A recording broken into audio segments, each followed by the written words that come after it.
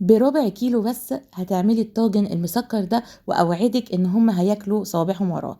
الاول يلا نسمي الله وتعالوا نشوف هنعمل ايه.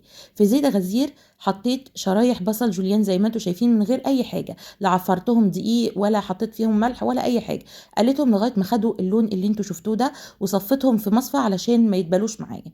في الكبه هنحط طماطميتين كبار، فلفلايه خضراء، نص فلفلايه حمراء لو ما عندكيش مفيش مشاكل، وفرعين من الشبت كده.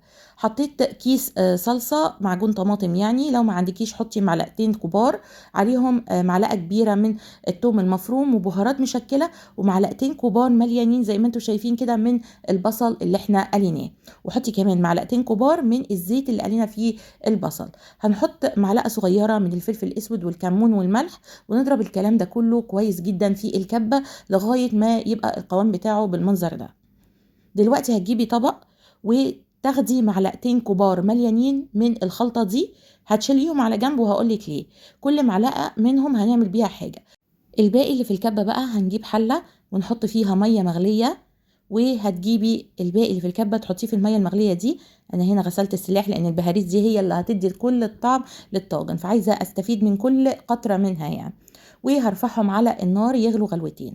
في حلة تاني خدت شوية زيت من اللي قليت بيهم البصل، وشوحت فيهم الرز تشويح مجرد بس ان الرز يعني ياخد تشميعة من بره، وبعدين نزلت بالرز ده في طاجن مناسب الحجم بالنسبة لكمية الرز.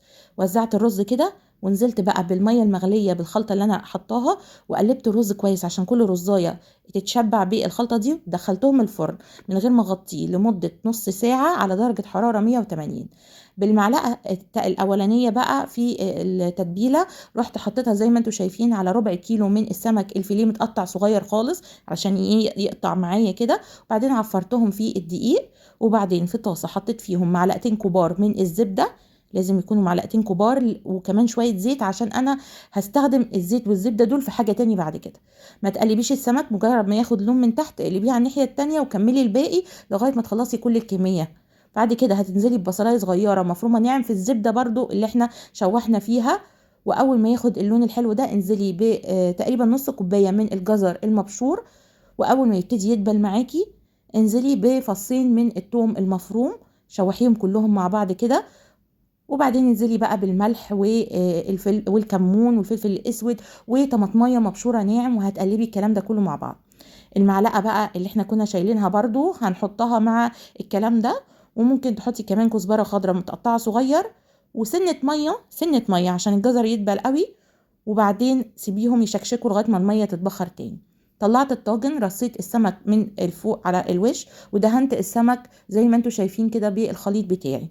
هدخله تحت الشوايه، خلاص كل حاجه مستويه معايا، وهزينه بشويه فلفل الوان، وكله احلى طاجن بألف هنا وشفا.